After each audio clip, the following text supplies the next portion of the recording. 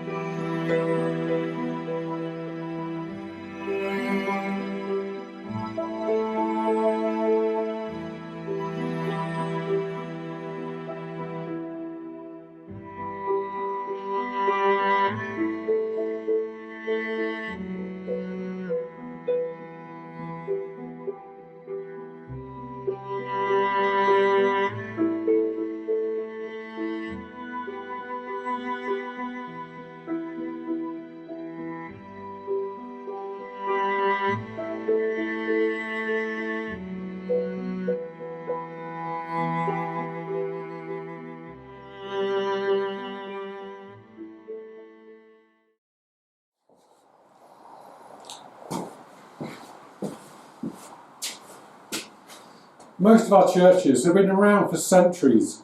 When I first visited St James's Church here in Rompton Holm, I was drawn to the threshold stone as you enter in through the door, worn away by the sheer numbers of people who have entered the church for prayer and worship over hundreds of years. But of course, churches are not confined to medieval buildings. Some don't even look like a church in the traditional sense of the word, but they are still church. Some have been set up in schools, community centres and village halls. Even West End theatres in London are used for Sunday worship. So as you consider the role of your buildings this week, both the baggage and the treasures, ask yourself what they portray to those in your local community. And if someone was new to the area and seeking out a church, what would they see as they passed by?